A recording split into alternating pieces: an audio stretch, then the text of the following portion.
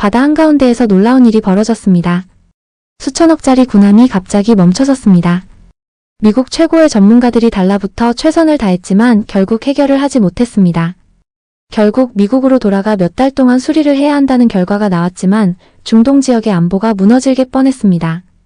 군함이 멈췄다는 정보를 얻은 주위 중동 국가들은 해안으로 집결하기 시작했고 급격히 긴장 상태가 되었습니다. 조선기술강국 한국 전문가의 도움을 청하여 군함으로 도착을 하였는데 도면도 없이 수리를 하기 시작합니다. 과연 어떻게 되었을까요? 이 긴박한 스토리 바로 들어보시죠. 이럴 리가 없어, 이건 농담이지. 제 이름은 제이든 워커예요. 미 해군 전략자산 감찰국에서 26년째 군함 시스템을 점검하는 기술 감찰관으로 근무 중입니다. 버지니아급 잠수함부터 주말특급 구축함까지 저는 손만 대면 어디가 고장인지 알아낼 수 있다고 자부해왔어요. 그래서 동료들한테 움직이는 매뉴얼이라고 불렸죠. 그런데 그날 전 제 커리어 전체를 통째로 의심하게 됐어요. 중동 바다 페르시아만 작전 중이었습니다. 긴장이 고조된 상황에서 저희는 핵심 함정인 USS 리벤저에 대한 보급 및 기술 점검을 수행하고 있었어요. 그런데 갑자기 리벤저가 멈췄습니다. 정말 예고도 없이 통째로요. 처음엔 흔한 시스템 오류겠지 싶었어요. 하지만 저와 제 팀이 직접 확인하러 들어갔을 땐 눈을 의심했어요. 방향타 시스템과 하부 엔진부가 동시에 멈춰 있었고 가장 민감한 전자제어 시스템까지 오류를 내고 있었거든요. 그 첨단 전투함이요. 그냥 바다 한가운데 떠있는 쇳덩이가 되어버렸습니다. 심지어 그 해역은 적대적 무장 세력이 자주 출몰하는 곳이었어요. 이건 고장이 아니라 국가 안보의 위기였어요. 급히 미국 본토 노퍽 해군기지에 구조를 요청했어요. 해군기술총국의 최고 전문가들이 원격으로 연결됐고 함선의 데이터를 분석하기 시작했죠. 몇 시간 뒤 돌아온 결과는 현장 수리는 불가능. 최소 3개월. 반드시 본토로 견인해야 함. 예상 수리비 수백만 달러. 그 보고서를 본 순간 제 입에서 무의식적으로 탄식이 나왔습니다. 젠장. 하지만 시간이 없었어요. 그 해역에서 리벤저가 계속 무력화돼 있으면 작전 자체가 무너질 위기였거든요. 새 군함을 보내려면 2개월 이상 걸리고 우리 함대는 이미 한계에 다다라 있었어요. 그때 말도 안 되는 제안이 올라왔어요.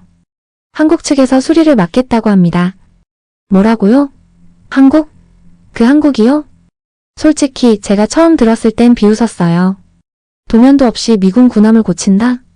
말도 안 되는 얘기였죠. K-팝, 드라마, 반도체? 한국은 문화 강국이지 군사기술 강국은 아니잖아요. 게다가 리벤저는 미 해군이 자랑하는 차세대 전략함이었습니다. 레이더, 미사일, 통신체계.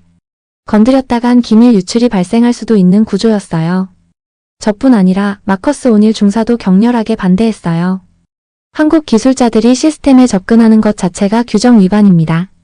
우린 20년 넘게 이걸 지켜왔어요. 하지만 지휘부는 일단 만나보라고 했어요. 선택지가 없다는 뜻이었죠. 그래서 저는 기다렸습니다. 과연 어떤 사람들이 올까? 진짜로 우리 군함을 수리할 수는 있을까? 불신과 의심이 가득한 마음으로 헬기 착륙장을 바라봤어요. 그리고 그 순간 낯선 사람들이 천천히 헬기에서 내려오기 시작했습니다. 작업복에는 이렇게 쓰여 있었어요. 대한민국 해군 조선기술연구원 정비 파견팀. 앞장선 사람은 정태섭 선임연구원이었어요. 수척한 중년의 남성이 조용히 다가와 말했죠. 저는 정태섭입니다. 조선기술 분야에서만 35년 일했습니다. 설계도가 없다면 저희가 직접 구조를 파악하면 됩니다. 저는 그 말을 듣고 처음으로 머릿속이 멈췄습니다. 이 사람이 지금 농담하는 거야? 하지만 그의 눈빛은 단단했어요. 조용하고 흔들림 없이. 그 눈빛을 보고 있자니 왠지 정말 해낼 수 있을 것 같다는 이상한 확신이 들기 시작했습니다. 헬기 소음이 잦아들고 작업복을 입은 한국 기술자들이 갑판에 발을 디뎠을 때 솔직히 저는 실망했어요. 이게 다야? 정태섭 선임 연구원을 포함해 총 6명이 도착했는데 누가 봐도 평범한 사람들이었어요. 근육질도 아니고 뭔가 첨단 장비를 잔뜩 들고 온 것도 아니었어요. 그냥 동네에서 공장 다닐 것 같은 아저씨들이었죠. 그런데 이상했어요. 장비를 내리는 손놀림이 놀라울 만큼 정확하고 조용했어요. 목소리 한마디 없이 눈빛 하나로 움직이는 그들의 모습은 마치 오래된 오케스트라 단원들이 악보 없이 연주하는 듯 했습니다. 그중 한 청년이 저를 유독 인상 깊게 만들었어요. 검은 작업복을 입고 허리에 계측 도구를 찬 그는 딱 봐도 무언가 읽는 눈을 가지고 있었어요. 정태섭 연구원이 조용히 소개했어요. 이 사람은 이은호 박사입니다. 전자제어와 회로 복원 전문가고요. 저희 팀에서 가장 점지만 제일 민감한 작업을 맡고 있어요. 이은호 씨는 저에게 고개를 숙이며 웃었어요. 영광입니다. 리벤저는 기계가 아니라 생명체처럼 느껴집니다. 저희는 그것을 회복시키러 왔습니다. 그 말에 온일 중사가 인상을 찌푸렸습니다. 생명체? 지금 장난합니까? 하지만 그들의 수리는 진심이었어요. 말보다 행동이 먼저였거든요. 그들은 도면이 전혀 없는 상태에서 리벤저의 엔진실과 방향타 구역을 하나하나 직접 살펴보기 시작했어요. 놀라운 건 기계를 해체하지 않고도 어디가 고장났는지 촉각과 청각만으로 파악한다는 점이었어요. 정태섭 연구원은 말했어요. 기계도 말을 합니다. 손으로 만져보고 귀로 소리를 듣고 냄새를 맡으면 아픔을 알 수 있죠. 말은 시 같았지만 행동은 과학이었어요. 이은호 박사는 손끝에 장갑도 안 끼고 전선 단자를 따라갔고 손상된 회로의 열기와 진동을 감각만으로 추적했어요. 육안으로 절연 파괴된 지점을 알아내는 모습은 솔직히 좀 충격이었어요. 컴퓨터 진단기 없이 회로를 읽는다는 건 저는 처음 봤습니다. 그리고 마침내 첫 번째 진단 결과가 나왔습니다. 방향타 유압 라인이 완전히 막혀 있습니다. 배관 내부에서 균열이 생기면서 오일이 역류했고 센서가 거짓 신호를 보내면서 전체 시스템을 위험 상태로 인식했어요. 온일 중사가 말했어요. 그건 어떻게 확신하죠? 도면도 없는데. 정태섭 연구원은 손을 들어 보였어요. 이게 도면입니다. 그의 손가락 마디에는 기름때와 구리가루가 잔뜩 묻어 있었어요. 하지만 그 손이 리벤저의 생명줄을 다시 연결해 줄 것 같다는 느낌이 들었어요. 그날 오후 정비실에서는 전원 커넥터 수작업 재구성, 유압 센서 교체 시뮬레이션, 노후 배선 추적 지도 작성까지 한국 기술자들이 말없이 그러나 숨막히게 정확하게 움직이고 있었어요. 그들은 서로 말도 많이 하지 않았어요. 3mm 더 오른쪽, 온도 0.4도 상승, 소리 패턴 바뀌었어. 그 짧은 한국어 단어들이 기계가 살아나기 시작한다는 신호처럼 들렸어요. 저는 그 순간 깨달았습니다. 이 사람들은 고치러 온 게 아니었어요. 살리러 온 거였어요. 그날 저녁 작업실 한편에선 군함 내부 전자회로 모형이 손으로 그려지고 있었어요. 도면이 없으니 아예 한국 기술자들이 직접 전체 배선 지도를 손으로 재구성하고 있었던 거예요. 그 중심에 이은호 박사가 있었습니다. 그의 앞에는 커다란 보드가 있었고 손에는 단선된 전선과 회로 파편들이 들려 있었어요. 그는 정말 말없이 마치 기계와 대화를 나누듯 고장난 신호를 분석하고 있었어요. 박사님, 그렇게 손으로 다 하시는 거예요? 제가 물었더니 이은호 씨는 고개를 들지 않고 대답했어요. 머릿속에 흐름이 그려져요. 신호가 어디서 끊기고 어느 지점에서 중첩되는지. 이건 데이터가 아니라 감각으로 느껴져요. 솔직히 저는 그 순간 좀 무서웠어요. 이 사람 맞나 싶었거든요. 그런데 그가 갑자기 손을 멈추더니 작은 회로 하나를 들어 올렸어요. 이 부분 뭔가 이상해요. 저와 온일 중사 그리고 다른 장교들이 다가갔습니다. 이은호 씨는 말했어요. 이건 고장이 아닙니다. 아예 처음부터 설계가 잘못됐어요. 뭐라고요? 순간 회의실이 정적에 휩싸였어요. 이은호 씨가 설명했어요. 이 MK47 통합 제어 모듈은 온도 변화에 취약한 구조로 돼 있어요. 그런데 이 안에 열분산 장치가 제대로 없어서 온도가 일정 수준을 넘으면 신호가 왜곡돼요. 그게 설계 결함이라는 말입니까? 네. 미국 본토에서도 이 오류를 못 알아챘을 거예요. 왜냐면 평소 테스트 환경은 완벽한 조건이니까요. 하지만 리벤저는 지금 중동해역 습도와 열기가 극심한 환경이잖아요. 정태섭 선임 연구원이 말을 이었어요. 그래서 우리가 이상하다고 느낀 겁니다. 기계는 환경에 반응합니다. 그걸 무시하면 설계는 실패하는 거죠. 온일 중사는 얼굴이 붉어졌어요. 지금 미 해군의 핵심 모듈이 잘못 설계됐다는 겁니까? 그걸 한국 기술자가 그걸 손으로 알아냈다고요? 저는 이은호 씨를 바라봤어요. 그는 조용했지만 단호했어요. 고치겠습니다. 설계는 못 바꾸더라도 환경을 이해하면 길이 보입니다. 그 말에 저는 숨을 삼켰어요. 그 순간 미군 장교들 사이에서 분열이 일어나기 시작했습니다. 이건 인정할 수 없어. 정보 유출 위험이 너무 커. 우리가 세계 최고인데 외국 기술자의 손을 빌린다고? 누군가는 한국 기술자들을 현장에서 철수시켜야 한다고 주장하기까지 했습니다. 특히 오닐 중사는 회의에서 단호하게 말했어요. 이건 미군의 자존심 문제입니다. 이 이상 허용하면 우리는 스스로 무너지는 거예요. 그 말에 제가 벌떡 일어섰어요. 자존심은 좋죠. 근데 그 자존심이 지금 저 바다 위에서 녹슬고 있습니다. 함정이 살아야 합니다. 아니면 다 끝난다고요. 정적 속에서 정태섭 팀장이 조용히 말했습니다. 저희는 명예도 자랑도 필요 없습니다. 그저 이 배가 다시 움직이길 바랍니다. 그리고 여러분의 손을 빌리기보다 함께 걷기를 바랍니다. 그 순간 이상하게도 마음이 울렸어요. 이건 단순한 기술이 아니었어요. 그들은 우리보다 더 진심이었어요. 그리고 그렇게 진짜 기적의 첫 단추가 꿰어졌습니다. 다음날 새벽이었어요. 리벤저의 갑판은 여전히 조용했지만 기계실 안은 숨소리조차 삼켜질 정도로 긴장감이 맴돌고 있었습니다. 정태섭 선임 연구원은 맨손에 낡은 캘리퍼스를 들고 엔진실로 들어섰어요. 엔진이 멈춰서 3일째. 기름때는 굳고 볼트 하나하나가 산소와 염기에 부식돼 있었습니다. 그런데도 그는 계측 장비 없이 직접 치수를 재기 시작했어요. 줄자, 마이크로 게이지, 손끝 감각, 그리고 그의 오랜 경험. 오닐 중사는 그걸 보며 헛웃음을 쳤어요. 지금 이걸로 미 해군 최첨단 추진축을 측정하겠다는 거야? 레이저 스캐너도 없이? 정태섭 연구원은 조용히 대답했어요. 레이저보다 빠른 건 사람의 손입니다. 정확한 건 경험이고요. 말도 안 되는 소리라고 생각했어요. 하지만 불과 몇 시간 후 그 말은 사실이 되었습니다. 정태섭 팀은 회전축의 부식된 단면을 직접 관찰하며 역설계를 시작했어요. 이윤호 박사는 그 옆에서 고장난 회로 조각들을 조합하고 있었죠. 마치 퍼즐을 맞추듯이요. 박사님, 이건 이미 박살이 났잖아요. 이 조각들로 뭘 할 수 있다는 거예요? 제가 묻자 이윤호 씨는 웃었어요. 조각은 진실을 말하죠. 이 조각들이 원래 어떻게 맞물려 있었는지를 보여줘요. 그는 부서진 베어링 조각을 하나씩 배치하고 거기에 맞춰 원형을 복원해 나갔어요. 심지어 부식된 두께까지 고려해 원래 규격을 추정하는 그 정밀함.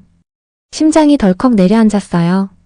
정태섭은 완성된 치수 도면을 종이에 그리더니 현장에서 구할 수 있는 대체 부품 소재를 가공해서 맞춰 넣기 시작했어요. 놀라운 건 그 모든 작업을 하면서도 실수가 단 하나도 없었다는 것입니다. 그들은 도면 없이 기계의 구조를 머릿속에서 그리며 손으로 부활시키고 있었어요. 그날 오후 드디어 회전축의 재장착이 시작됐습니다.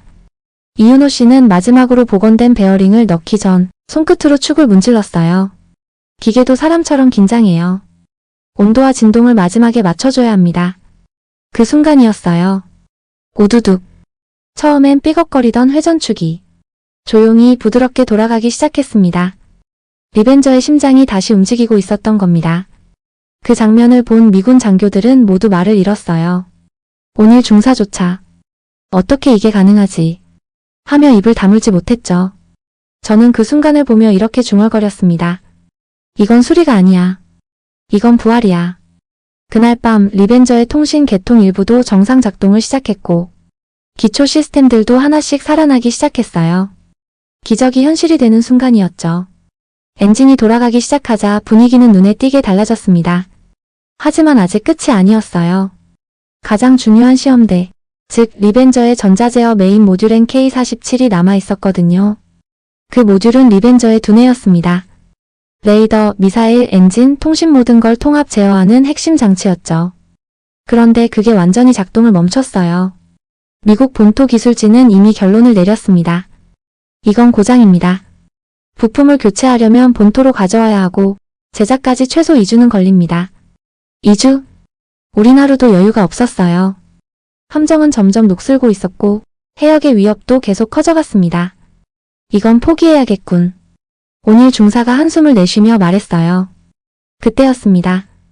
이윤호 박사가 조용히 입을 열었어요. 아닙니다. 이건 고장이 아니에요. 반응 조건 오류입니다. 모두의 시선이 그에게 집중됐습니다. 며칠 동안 전류 흐름과 온도 조건을 기록했는데요. 이 모듈은 특정 온도 범위에서만 작동 오류를 일으켜요. 완전히 망가진 게 아니라 내부 회로 중 하나가 열을 버티지 못하고 신호를 왜곡시키고 있어요. 전 아무 말도 할 수 없었어요. 그동안 미국의 수많은 전문가들이 들여다봤던 모듈이었거든요. 박사님, 그걸 어떻게 알아내셨어요? 이윤호 씨는 테이블 위에 낡은 오실로스코프를 가리켰어요. 이걸로요. 신호 패턴을 직접 눈으로 확인했어요. 그러니까 그는 단 하나의 아날로그 도구만으로 디지털 오류를 느낌으로 분석한 거였어요. 정태섭 선임 연구원이 덧붙였어요. 온도 조건만 해결하면 됩니다. 오해 회로를 구성해서 오류를 피하게 만들죠. 말도 안 되는 소리입니다. 온일 중사가 반발했어요. 이 모듈은 고도의 암호화 장치와 보호 코드를 가지고 있어요. 건드리는 순간 기밀이 유출될 수도 있다고요. 기밀은 손대지 않겠습니다. 이윤호 씨가 단호하게 말했어요. 순수회로 오해만 하겠습니다. 기록도 남기지 않겠습니다. 필요하다면 모든 작업을 미군 기술자들과 함께 공개 상태에서 하겠습니다. 저는 그 순간 그를 믿기로 했습니다. 좋습니다. 단 조건이 있습니다. 모든 작업은 온일 중사와 저의 감시하에 진행됩니다. 그는 고개를 끄덕였어요. 그리고 그날 밤 전설적인 수작업 회로 복구가 시작됐습니다. 이윤호 박사는 모듈을 분해한 뒤 머리카락보다 가는 회로선 수백 가닥을 직접 손으로 정리했어요. 현미경도 없이 맨눈으로요. 납땜 인두를 쥔 그의 손은 전혀 떨리지 않았어요. 땀방울이 흐르는데도 납 한 방울조차 흐르지 않았어요. 한 땀 한 땀 이어지는 전선들. 그건 단순한 기술이 아니라 정신이 깃든 의식 같았습니다. 온일 중사도 그 장면을 멍하니 보고 있었어요. 믿을 수가 없어. 이게 사람 손으로 가능하다고?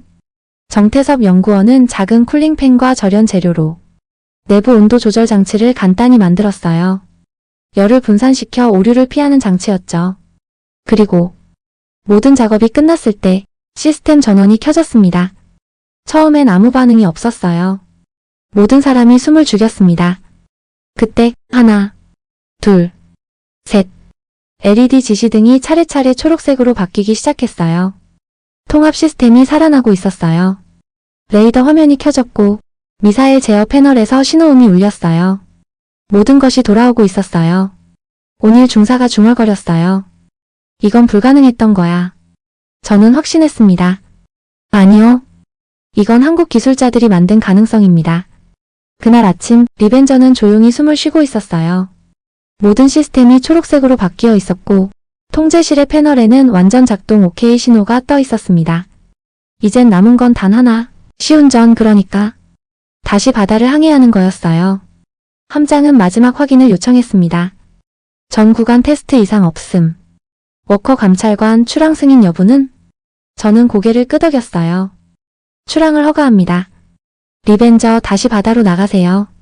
순간 엔진이 부드럽게 진동을 시작했고 방향타가 정확하게 반응했어요.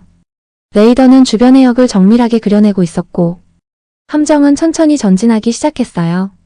바다 위를 미끄러지듯 나아가는 리벤저. 그 모습은 마치 죽음에서 되살아난 거인 같았어요. 갑판 위에서는 환호성이 터졌고 미군 장병들의 눈에도 눈물이 맺혔습니다. 그리고 함장의 눈빛은 떨리고 있었어요. 리벤저의 함장 리처드 게인스 대령. 그는 30년 넘게 해군에 몸담은 베테랑이었지만 그 순간만큼은 어린아이처럼 감격한 표정이었어요. 그가 중얼거렸습니다. 이 배는 다시 살아났군요. 대한민국 정말 고맙습니다. 그 말에 정태섭 연구원은 고개를 숙이며 조용히 말했어요. 당연한 일을 했을 뿐입니다. 동맹이니까요. 그날 저녁 백악관에서 긴급 발표가 있었습니다. 트럼프 당시 대통령이 직접 말했어요. 한국 기술자들은 세계가 포기한 함정을 살려냈습니다. 이것은 단순한 수리가 아니라 미국과 한국 간 기술 동맹의 새로운 시작입니다. 미 국방부는 경악했습니다. 펜타곤 기술본부의 고위 관료들이 현장을 긴급 시찰했고 이 정도 정밀 수리라면 차세대 함정 개발에도 참여시켜야 한다고 평가했어요. CNN, 폭스, 워싱턴 포스트, 뉴욕타임즈까지 모든 언론이 도면 없는 복원이라는 기적을 톱 뉴스로 보도했습니다. 며칠 후 한국 기술자들이 철수하기 전날 밤 리벤저 함 내부에서 작은 환송식이 열렸어요. 온일 중사가 일어나 말없이 이윤호 박사에게 자신의 군장 배지를 건넸습니다. 당신은 기술자가 아니라 전사입니다. 그리고 내게 배움을 줬어요. 이윤호 씨는 놀라며 고개를 숙였고 정태섭 선임 연구원은 말했습니다. 저희는 다시 돌아가지 않습니다. 이 배의 일부가 되어 여기 남을 겁니다. 그 말에 모두가 숙연해졌어요. 왜냐하면 그건 단순한 감정이 아니라 진심이었거든요. 그리고 저는 그날 밤 제 일지에 이렇게 썼습니다. 우리는 대한민국의 손에서 진정한 기술과 정신을 배웠다. 이 사건은 단순히 군함을 복원한 일이 아니었어요. 신뢰를 되살린 사건, 동맹의 본질을 증명한 순간이었습니다. 그날 이후 미 해군 내부에선 한국식 기술 교육 프로그램이 도입됐고 한국의 장인 정신을 배우려는 움직임이 확산됐습니다. 이제는 단순한 하청국이 아니라 파트너로 불리게 된 한국. 제가 직접 봤어요. 손과 감각 그리고 마음으로 불가능을 가능으로 만든 사람들. 그리고 그 함정은 지금도 태평양 어딘가를 조용히 항해하고 있습니다. 저는 리벤저가 바다 위에 떠 있는 걸 볼 때마다 이 말을 떠올립니다. 기술은 손에서 나오지 않습니다. 사람에게서 나옵니다. 그리고 그 사람들은 한국인이었습니다. 정말 감사합니다. 대한민국.